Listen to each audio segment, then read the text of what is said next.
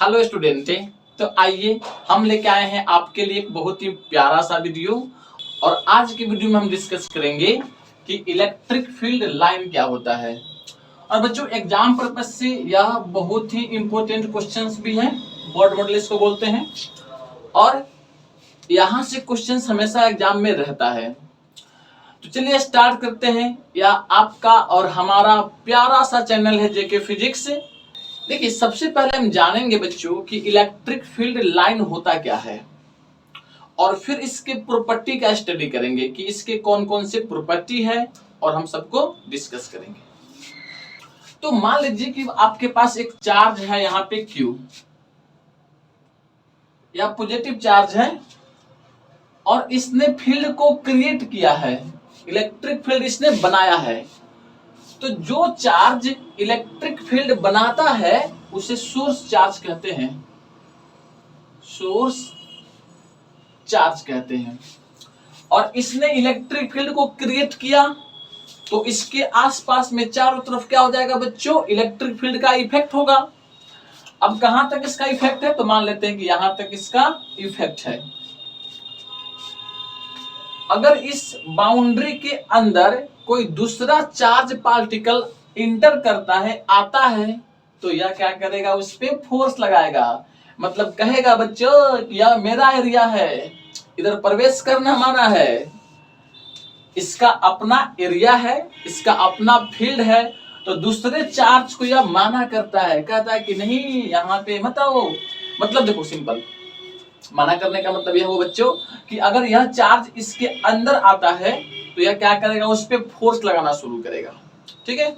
अगर मान लो कि यह बच्चों test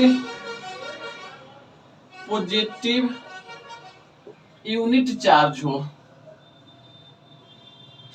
test positive unit charge का मतलब कि नेचर क्या है, इसका पॉजिटिव है, लेकिन इसका मैग्नीट्यूड बहुत छोटा है, बहुत छोटा यूनिट है। और इस चार्ज को हम अंदर लेके जाने की कोशिश करते हैं। तो अभी यहाँ पे चार्ज है ना, तो इसका कोई भी फील्ड, कोई भी फोर्स इसके द्वारा इस पर नहीं लगेगा, क्योंकि बाउंड्री से बाहर है। समझ रहे हैं ना। अच्छा, जैसे इसके अंदर में आएगा, यहाँ पे यह चार्ज आया Q0, तब कहेगा अरे भाई इस पे यह फोर्स लगाना शुरू करेगा ऐसे। और फोर्स कैसे लगाएगा बच्चों, आपने कूलम्ब्स लॉ पढ़ा है, उस कूलम्ब्स लॉ के अकॉर्डिंग क्या होता है, फोर्स लगता है। दोनों चार्ज पॉजिटिव है, रिपल्सन का फोर्स लगेगा बाहर की ओर।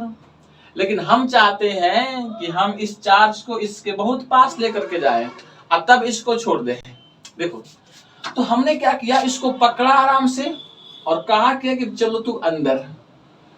अब हाथ से पकड़ना पॉसिबल नहीं है चार्ज को, ठीक है। ऐसा नहीं है कि चार्ज कोई ऑब्जेक्ट है और इसको हाथ से पकड़ के खींचिएगा, ठीक है, ऐसा पॉसिबल नहीं है। तो इमेजिन करना है, जस्ट इमेजिन कि इस चार्ज को हमने पकड़ा और इसको अंदर की ओर लाने की कोशिश की, और इसको लेकर के कहां आ गए बच्चों, यहां पे आ गए। Q0 को हमने यहां पर ला दिया। ओके, अब यहां पे ला करके इसको फ्रीली हैंग करते हैं, फ्रीली लेफ्ट समझिए, लेफ्ट। इसको लाए यहां पर और छोड़ दिए। कितना नाइंसाफी वाला काम है, ठीक है। इसको पकड़ के ला रहे हैं यहाँ पे और यहाँ पे ला के छोड़ दिए। अब छोड़ेंगे तो क्या होगा बच्चों कि यह मोशन करना स्टार्ट करेगा इस फील्ड में। क्यों, क्योंकि इस पे यह फोर्स लगा रहा है, और फोर्स लगाएगा बाहर की ओर, तो यह क्या करेगा, मोशन करना स्टार्ट करेगा। मोशन करना स्टार्ट करेगा तो यह चार्ज जिस पाथ पर चलेगा, ध्यान से दो, यह चार्ज जिस पाथ पर चलेगा उस पाथ को इलेक्ट्रिक फील्ड लाइन कहते हैं। ओके, तो यहां से हमने छोड़ा, और छोड़ा तो बच्चों यह मान लो कि ऐसे पाथ पर चलना शुरू किया, तो इस पाथ को क्या कहेंगे बच्चों, इलेक्ट्रिक फील्ड लाइन कहते हैं। तो डिफिनेशन क्या हो जाएगा बच्चों, डिफिनेशन होगा when a test unit positive charge left in a electric field freely, then the path traced by traced by charge is called electric field line. It's called electric field line. Okay, तो क्या देखें कि when a test unit positive charge left in a electric field freely, then the path traced by charge is called electric field line. मतलब कि जिस path पर यह चलेगा उस पाथ को इलेक्ट्रिक फील्ड लाइन कहते हैं. क्लियर है? तो इलेक्ट्रिक फील्ड लाइन होता है क्या है बच्चों? एक पाथ है जिस पर चार्ज क्या करता है? मोशन करता है, चलता है, उसे बोलते हैं इलेक्ट्रिक फील्ड लाइन. ओके, अब इसकी कौन कौन से प्रॉपर्टी है इसका स्टडी करना है. तो आइए देखते हैं property of electric field line.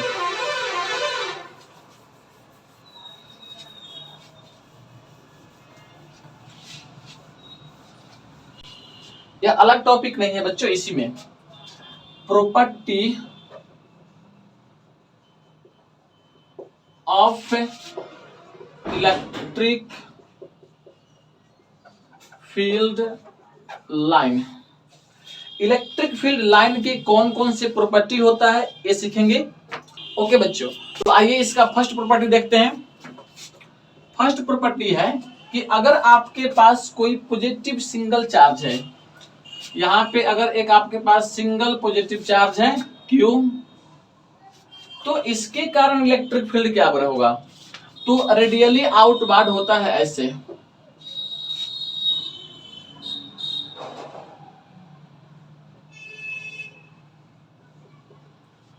तो हम कह सकते हैं कि अगर हमारे पास सिंगल पॉजिटिव चार्ज हो, क्या हो? सिंगल पॉजिटिव चार्ज हो, तो इलेक्ट्रिक फील्ड लाइन कैसे होता है? तो electric field line is radially outward. Outward का मतलब समझो, बाहर की ओर निकलते हुए. आउटवर्ड मतलब क्या होता है? इलेक्ट्रिक फील्ड जो लाइंस है वो यहां से निकल के बाहर की ओर जाएगा ऐसे, और ऐसे जाएगा कि मानो कि स्पेयर का सभी रेडियस बना हो ऐसे. एक ये स्पेयर होता है, यहाँ पे इसका सेंटर, यहां से बहुत सारा इसका रेडियस ऐसे होता है ना जी, ऐसे ऐसे. सर्कल नहीं कहते हैं बच्चों, या स्पेयर है. सर्कल समझिएगा ना तो 2D में चला जाएगा. और जो इलेक्ट्रिक फील्ड लाइंस होता है वो हर डायरेक्शन में निकलता है. यहाँ पे एक पॉजिटिव चार्ज तो ऐसे भी निकलेगा, ऐसे निकलेगा, ऐसे निकलेगा, ऐसे निकलेगा, ऐसे निकलेगा, ऐसे जाएगा, ऐसे जाएगा. तो electric field lines due to single positive charge radially क्या होता है? आउटवर्ड होता है. अगर चार्ज हमारा निगेटिव होता, निगेटिव चार्ज होता, तो इलेक्ट्रिक फील्ड लाइन क्या होता है बच्चों? रेडियली इनवर्ड होता है ऐसे. इस पर इलेक्ट्रिक फील्ड लाइंस आके मिलता है. तो हम कहेंगे अगर हमारे पास माइनस में Q चार्ज हो, आप समझ रहे हैं ना बच्चों, तो यहां पर लिख देंगे कि electric field line is radially inward due to single negative charge. अगर हमारे पास चार्ज नेगेटिव है और वो भी सिंगल है तो उसके कारण इलेक्ट्रिक फील्ड लाइंस अंदर की ओर होगा. अच्छा, यहां और यहां पे एक आपको प्रॉपर्टी और ध्यान देना है. यहां से इलेक्ट्रिक फील्ड लाइन स्टार्ट हुआ है प्लस से, पॉजिटिव चार्ज से स्टार्ट हुआ है, और यहां पर क्या है बच्चों? इलेक्ट्रिक फील्ड लाइंस आ रहा है माइनस चार्ज पे.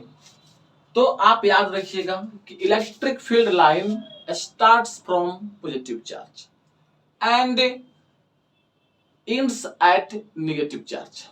ओके, तो हम थर्ड प्रॉपर्टी कह सकते हैं, इलेक्ट्रिक फील्ड लाइन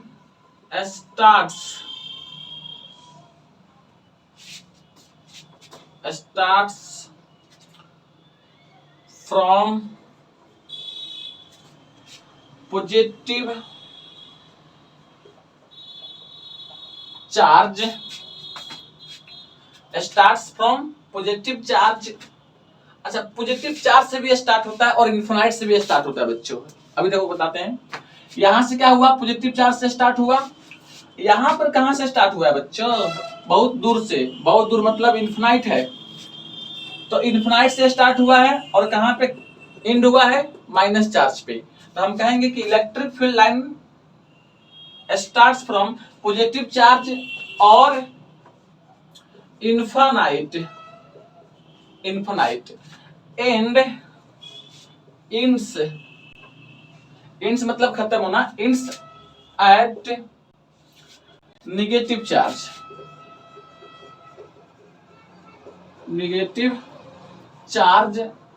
और इन्फिनाइट। बहुत मजेदार बात है बच्चों। देखो यहां से प्लस से स्टार्ट हुआ और इंड कहां पे होगा, इन्फिनाइट पे। कहां जाएगा बच्चों, इन्फिनाइट तक जाएगा ना।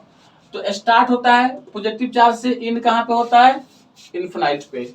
इस वाला कंडीशंस में स्टार्ट हुआ है इन्फिनाइट से, इंड कहां पे होगा, नेगेटिव चार्ज पे।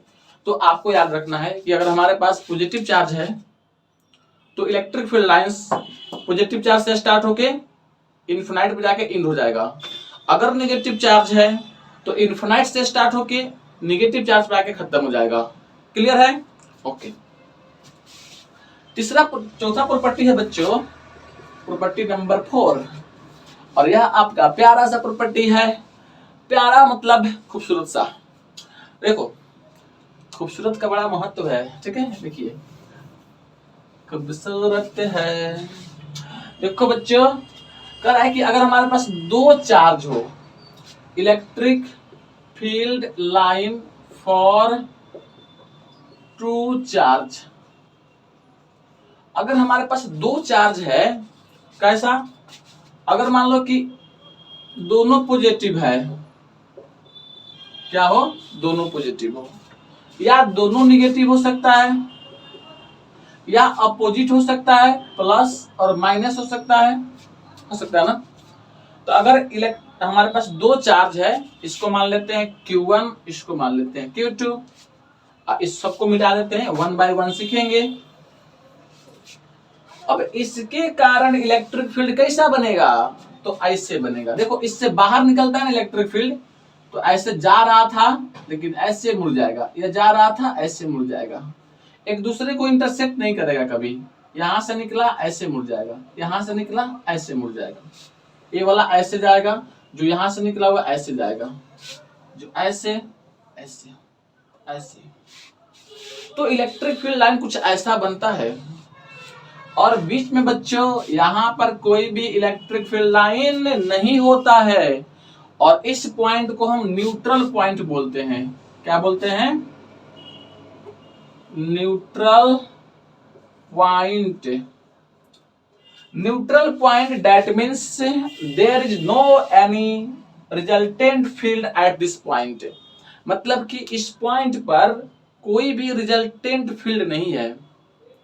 ओके, रिजल्टेंट फील्ड का वैल्यू यहाँ पे 0 है। अगर तुम इस पॉइंट पर किसी दूसरे चार्ज पार्टिकल को रखोगे ना, तो यहाँ पर कोई भी फोर्स नहीं लगेगा उस पर। ओके, अच्छा। अगर मान लो बच्चों कि दोनों नेगेटिव होता ऐसा, तो इलेक्ट्रिक फील्ड कैसे बनता, नेगेटिव पर तो इलेक्ट्रिक फील्ड आता है, दैट मीन्स आएगा ऐसे ऐसे ऐसे ऐसे ऐसे कुछ आएगा। देखो यहां पर भी आ रहा है, ऐसे आ रहा है। तो यहां पर भी बच्चों न्यूट्रल पॉइंट एक बनता है ऐसा।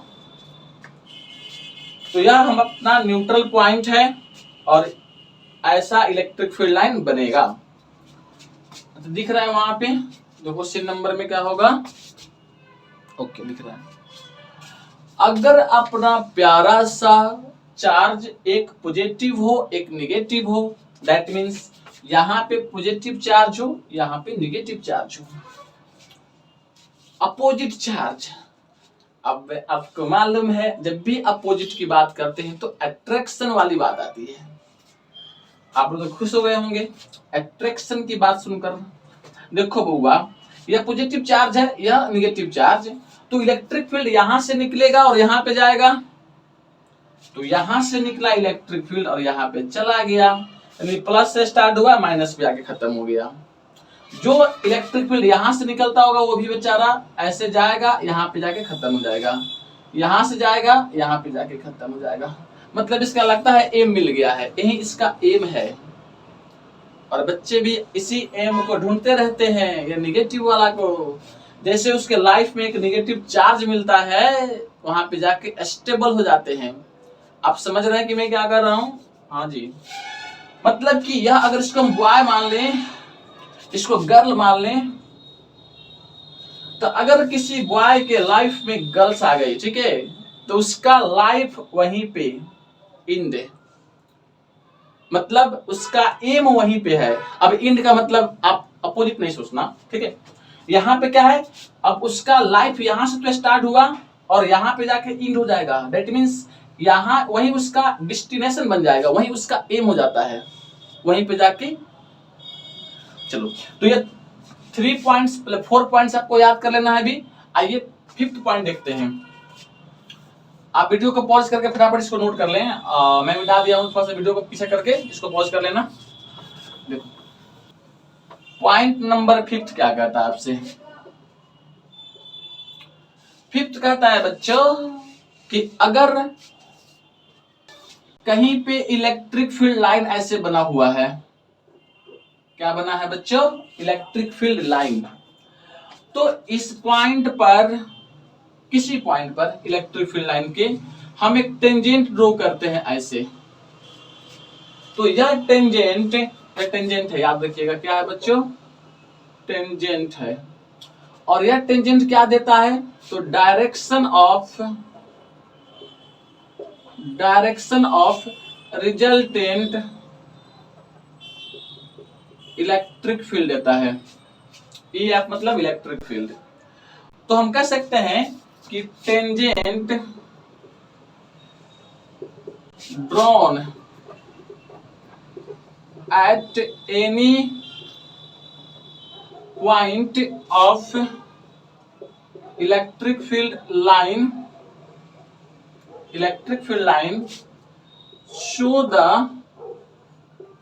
show the direction of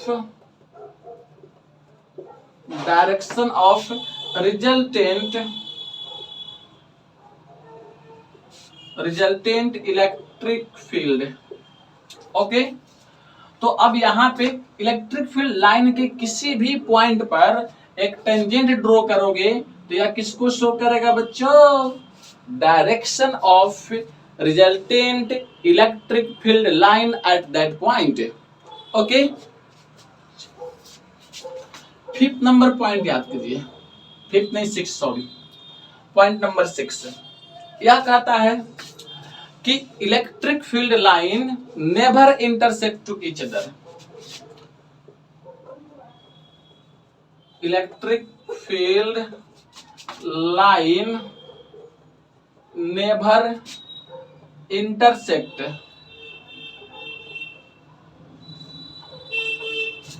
मतलब कट होता है बच्चों, ठीक है, कट करना, cut, intersect to each other, मतलब कि अगर कहीं पे 2 इलेक्ट्रिक फील्ड लाइंस है, ऐसे देखो यह एक इलेक्ट्रिक फील्ड लाइंस है और यह भी मान लो कि इलेक्ट्रिक फील्ड लाइंस है, तो क्या दोनों एक दूसरे को काट कर सकता है।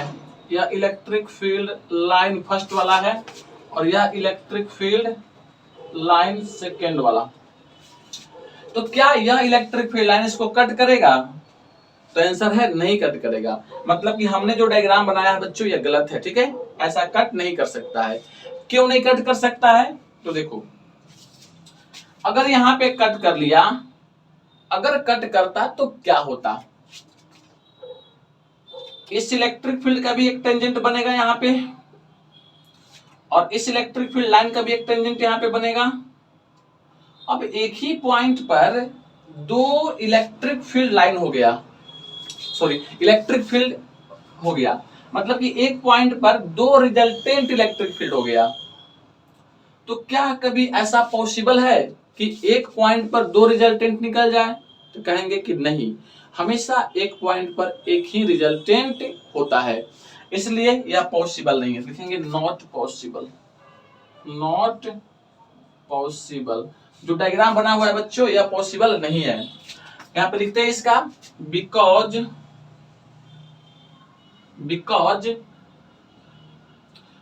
एट द पॉइंट ऑफ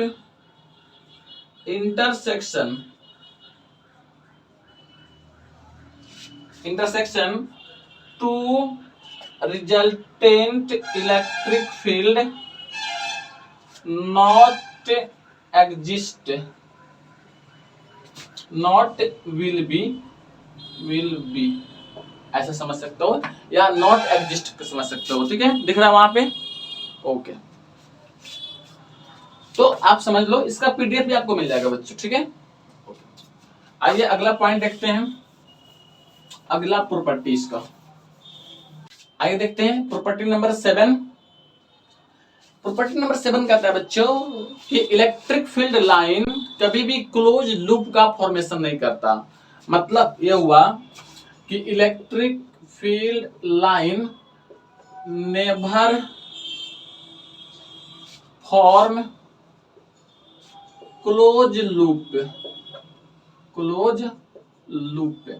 जैसे देखो, यहां पे एक पॉजिटिव चार्ज है, यहां पे एक निगेटिव चार्ज है, यहां से इलेक्ट्रिक फील्ड लाइन निकलता है, इस पे आके मिल जाता है, यहां से निकलता है, इस पे आके मिल जाता है, यहां से निकलता है, इस पे आके मिल जाता है। तो क्या यह क्लोज लूप है? तो हम कहेंगे नहीं बच्चों, यह क्या है बच्चों? ओपन लूप है, ओपन लूप है। तो electric field line open loop का तो फॉर्मेशन करता है। ओपन क्यों कर रहा है ना, देखो यह प्लस है और यह माइनस, तो यहां से गया और यहां पे चला आया। अगर लौट के यहां से यहां आता तब क्या बनता बच्चों? क्लोज लूप बनता। लेकिन ऐसा तो कभी हो नहीं सकता है। अगर ऐसा हो जाएगा ऐसे, तो यह क्या कहलाएगा बच्चों? गलत कहलाएगा, ऐसा हो ही नहीं सकता है। और यह क्या है बच्चों? क्लोज लूप है, क्लोज लूप है। तो कभी भी इलेक्ट्रिक फील्ड लाइन ऐसा लूप मतलब क्लोज लूप का फॉर्मेशन नहीं करता है, यह गलत है बच्चों। और ऐसा बनाता है मतलब कि ओपन लूप का फॉर्मेशन करता है। ओके, आइए नेक्स्ट प्रॉपर्टी देखते हैं, इसको हम इरेज करते हैं। फटाफट आप वीडियो को पॉज करके इसको नोट कर लीजिए। 1 2 एंड 3। कभी कभी मेरे दिल में ख्याल आता है। प्रॉपर्टी नंबर 8 पढ़िए। प्रॉपर्टी नंबर 7 के बाद में 8 आ गया। प्रॉपर्टी नंबर 8, यह बहुत ही प्यारा सा और खूबसूरत सा प्रॉपर्टी है। यह क्या कहता है बच्चों? कहता है कि अगर इलेक्ट्रिक फील्ड लाइन एक दूसरे के पैरेलल हो, कैसा हो बच्चों? पैरेलल हो, ऐसे, और इक्वल डिस्टेंस पर हो। कितना हो? इक्वल डिस्टेंस पर। मान लो कि यह डिस्टेंस बच्चों यहाँ पे x है, ये भी डिस्टेंस x है, यह भी डिस्टेंस x है, और यह क्या है? पैरेलल है, पैरेलल है। तो इससे क्या होता है बच्चों? यूनिफॉर्म इलेक्ट्रिक फील्ड बनता है, इलेक्ट्रिक फील्ड बनता है। तो हम कह सकते हैं कि जब इलेक्ट्रिक फील्ड लाइन एक दूसरे के पैरेलल और इक्वल डिस्टेंस पर होता है, यानी इक्वी डिस्टेंस पे होता है, तो इलेक्ट्रिक फील्ड यूनिफॉर्म होता है। ओके, तो यह बच्चों डायग्राम यूनिफॉर्म का है, क्योंकि यहाँ पे डिस्टेंस भी सेम है और पैरेलल भी इलेक्ट्रिक फील्ड लाइंस है, इसलिए इलेक्ट्रिक फील्ड क्या होगा बच्चों, कांस्टेंट होगा, कांस्टेंट। ओके, यूनिफॉर्म मतलब कांस्टेंट। अच्छा, अगर ऐसा नहीं हुआ तब क्या होगा, नॉन यूनिफॉर्म। जैसे मान लो कि ऐसे कुछ इलेक्ट्रिक फील्ड लाइंस चल रहे हैं, ठीक है, ऐसे कुछ ऐसे है, तो देखो इसमें इलेक्ट्रिक फील्ड लाइन क्या है, क्या पैरेलल है एक दूसरे के, तो नहीं, तो हम कहेंगे कि यहाँ पे इलेक्ट्रिक फील्ड क्या है बच्चों, कांस्टेंट नहीं है, कांस्टेंट नहीं है। अगर इलेक्ट्रिक फील्ड लाइन ऐसा होता, देखिए कुछ ऐसा होता, एक पॉजिटिव चार्ज से निकल करके ऐसे जाता, ऐसे, तो क्या यह यूनिफॉर्म इलेक्ट्रिक फील्ड लाइन होगा, तो कहेंगे नहीं। क्यों, क्योंकि यहाँ पे इसके बीच का डिस्टेंस क्या है, अलग अलग है, और साथ ही साथ यह पैरेलल नहीं है, तो यहाँ पे कहेंगे कि इलेक्ट्रिक फील्ड लाइन क्या है, कांस्टेंट नहीं है। मतलब क्या है बच्चों, यह नॉन यूनिफॉर्म है, इसको बोलते हैं हम लोग non uniform electric field. Okay,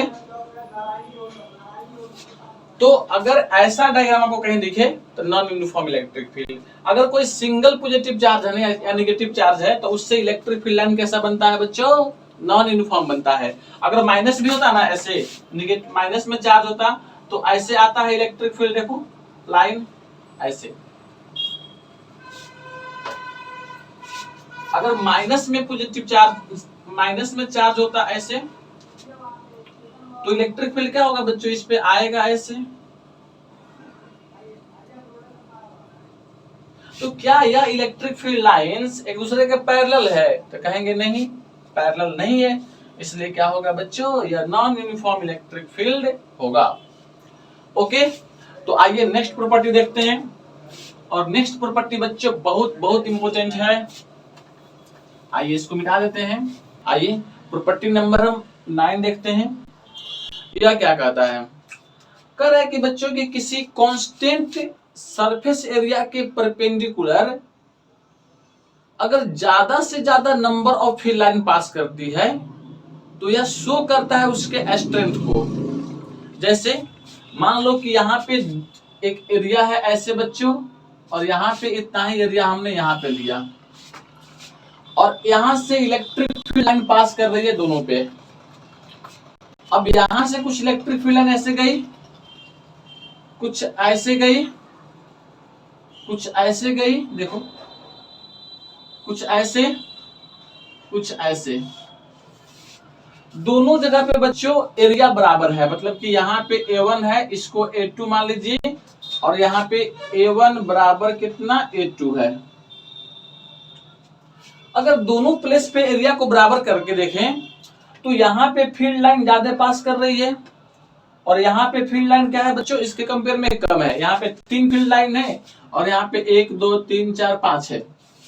तो यहाँ पर इलेक्ट्रिक फील्ड का जो स्ट्रेंथ होगा, और यहाँ पे जो इलेक्ट्रिक फील्ड का स्ट्रेंथ होगा, यहाँ पे इलेक्ट्रिक फील्ड का स्ट्रेंथ और यहाँ पे, तो ये वाला इलेक्ट्रिक फील्ड का स्ट्रेंथ ज्यादा होगा, यहाँ पे कम से कम होगा। मतलब ये हुआ बच्चों कि E1 बड़ा होगा बच्चों E2 से। तो यह क्या शो करता है बच्चों कि number of field line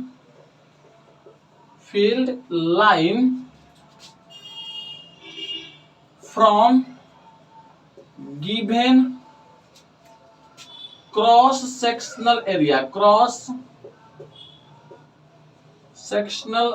area is measurement of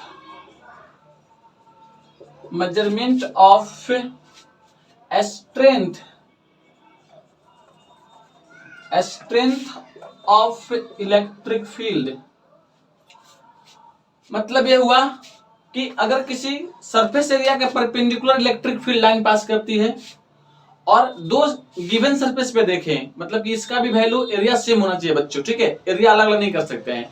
अगर यहाँ पे 2 मीटर स्क्वायर का एरिया लिया है तो यहाँ भी 2 मीटर स्क्वायर का एरिया देखें ले, और दोनों में देखें कि जिसके अंदर ज्यादा से ज्यादा फील्ड लाइन पास करेगी वहां पे इलेक्ट्रिक फील्ड का स्ट्रेंथ ज्यादा होगा, और जिससे कम से कम पास करेगी वहां पे क्या होगा, इलेक्ट्रिक फील्ड का स्ट्रेंथ कम से कम होगा। सिंपल मीनिंग ये होता है। यहाँ पे ज्यादा पास कर रही है तो इलेक्ट्रिक फील्ड यहाँ पे ज्यादा है, यहाँ पे कम से कम पास कर रही है इससे तो इलेक्ट्रिक फील्ड क्या है, कम से कम है, इसके कंपेयर में कम है।